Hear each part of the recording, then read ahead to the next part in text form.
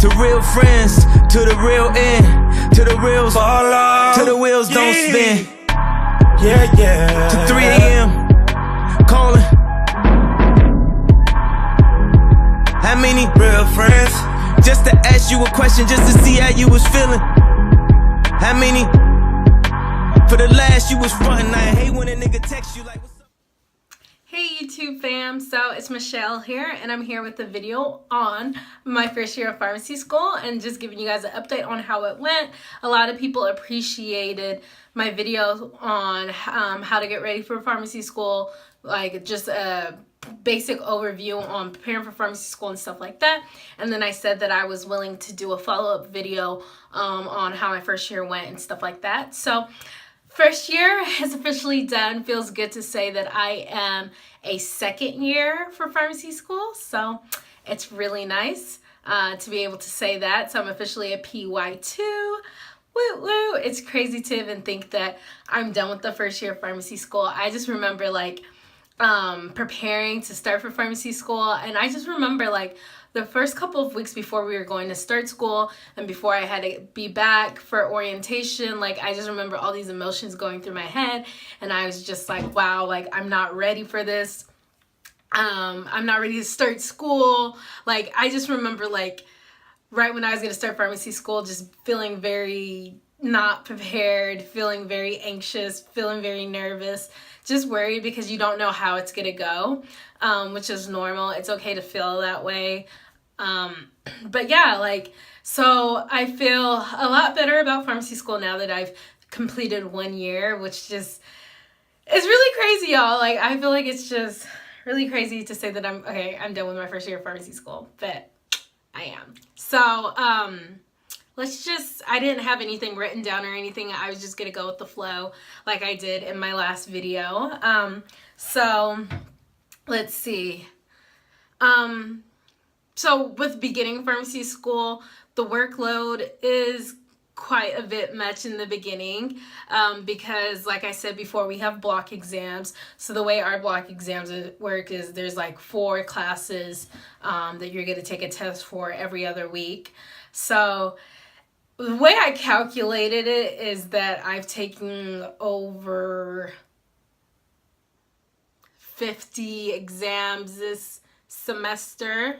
Yeah, this semester. And it's not only those 4 classes that you have block exams that you're going to have tests, and there's going to be other classes that may not test on the block exam days, which makes it feel really overwhelming. I just remember like I felt so overwhelmed the first block exam. Like none of us knew like how to study or anything like that. Like everyone was just like so anxious. And I just remember like, okay, so I passed the first block exam, but the first block exam I believe that we had was like on 1 week's worth of material, which really wasn't much. And I remember like when we studied for that, like my friends and I, we just felt like, oh my gosh, this is so much information and all this stuff. And it was only 1 week's worth of information.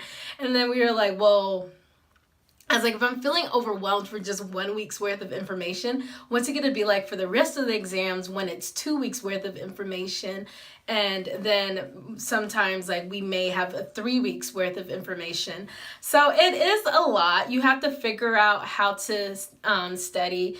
The way the block exams work is you'll test on Monday. If you don't pass those exams or any of those exams, then you have another chance to test on Friday. And if you don't pass that one on Friday, then you have an ELE, which is an extended learning experience. And that means that you're going to have to wait towards the end of the semester to take the test for your last chance. If you don't then pass then that's when things get a little sticky. Like the situation gets a little, I don't really know. You may have to repeat your first year, or you may potentially get kicked out of the program. I don't really know too much, but that's what can happen if you don't pass the ELE. And the ELE is at the end of the semester and it's way later than, like, say you had no ELEs and you passed all your tests and your retest, then you would finish school like a lot earlier than you would if you had an ELE. Or depending like if it's spring semester or fall, whatever just know that the ELEs are later on in the semester, so it makes you stay a little bit longer than you would have to. And yeah, you just, like, I'm not going to say you, like, ELEs are so horrible, but I will say that you don't really want that stress of an ELE. So just, you would try to do well on those exams and avoid it at all costs. I remember for me, first semester, I had many retests. Well, not many retests, but I think I had 3 retests total, but it was just like every time I thought I had like my studying down to what I needed it to be, it was just like, no girl, no. And the most frustrating part of it was that I was having to retest because I missed the test by 1. You have to get at least 80% or above. So I kept missing every time I had a retest is because I missed it by 1.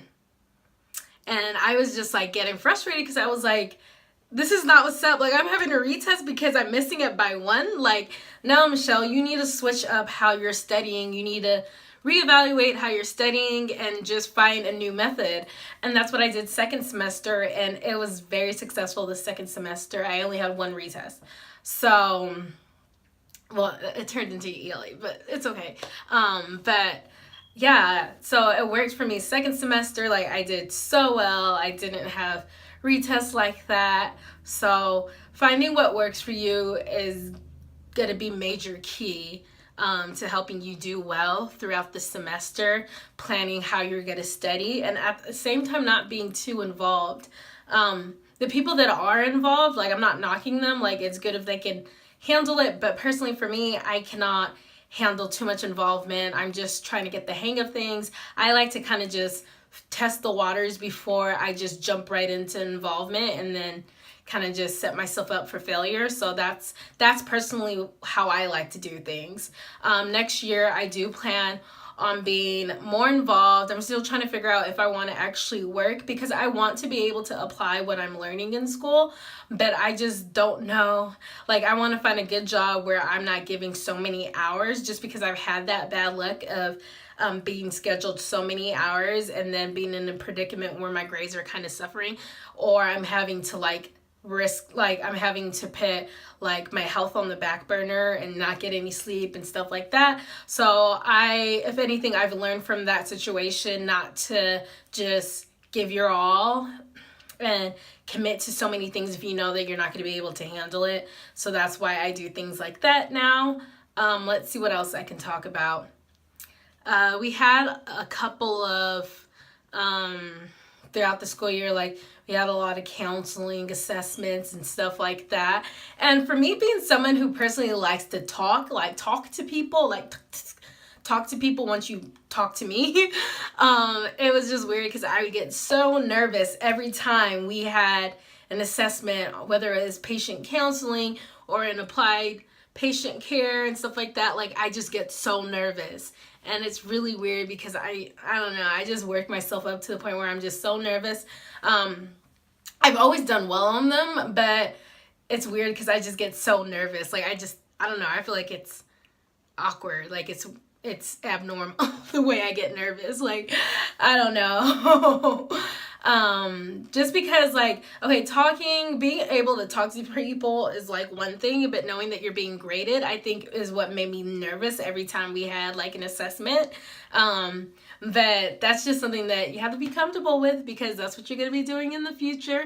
Yeah, someone's not going to be like behind your back all the time when you're counseling a patient, but they have to do that to make sure that, you know that you're doing what you're supposed to be doing. You're counseling the way you're supposed to be counseling. You're diagnosing the patient for what they actually have, and you're not saying something else that's wrong and stuff like that. So that's just something that was like really weird to me, like the fact that I would just get very nervous about that type of stuff. But I guess it's not like everyone else wasn't nervous. I just think that I showed it a lot more sometimes. But yeah, let's see what else. I don't know, it introduced me to some cool things. Like, I like the fact that my campus is a campus with all like the other health professions and stuff like that. So it's an interprofessional campus, which makes it really cool because you get to interact with like nursing students, and then now we're gonna have med students, and I just think that's really cool to be surrounded with people that are like-minded as you. They want to work in the same industry as you, or the same career field as you. So I just think that's very cool. And yeah, like this year, from the nutrition and exercise program, like I tried vegan waffles and all this cool stuff that they like make and they give out on campus and stuff like that.